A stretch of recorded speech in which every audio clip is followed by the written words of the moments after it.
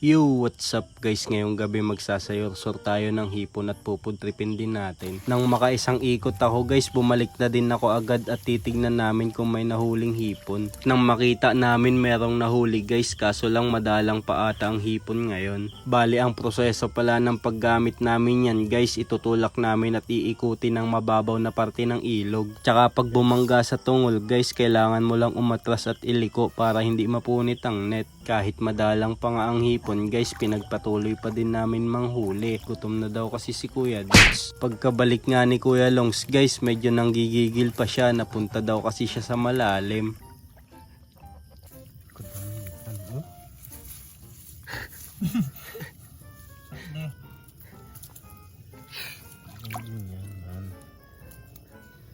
Pag may tiyaga. At si Kuya Dots naman ang manghuhuli ng hipon guys, bale first time niya daw pala magsayorsor kaya tinanong niya muna kung paano ito gamitin. Sagot ko sa kanya, madali lang yan ya, basta itulak mo lang at pag bumangga ka atras mo lang sabay liko. Nang makabalik na siya, tinignan agad namin ang nahuli niya, pare-parehas lang kami ng nahuli guys, gawa siguro matumal pa talaga o dahil bilog ang buwan. Nakikita din kasi ng hipon yung galaw sa ilalim pagka maliwanag ang buwan guys. Meron?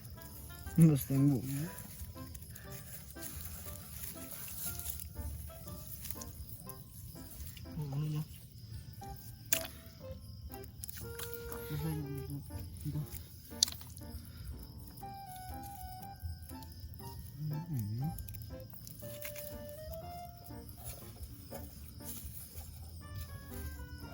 Isinalang na din namin agad ang nahuli namin, bali papakuluan lang natin at lalagyan ng asin guys, sabay isasawsaw naman sa suka para masarap.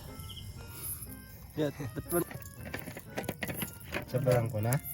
Oo,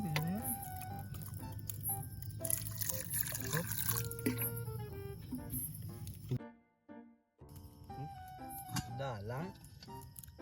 Abay ka.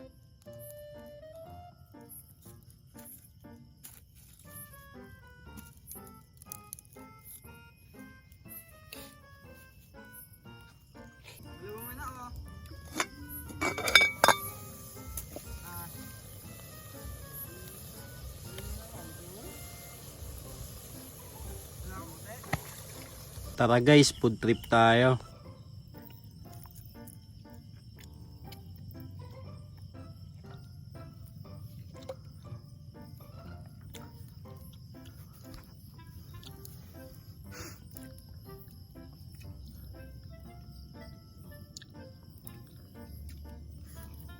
Maraming salamat sa panonood guys. Bye bye.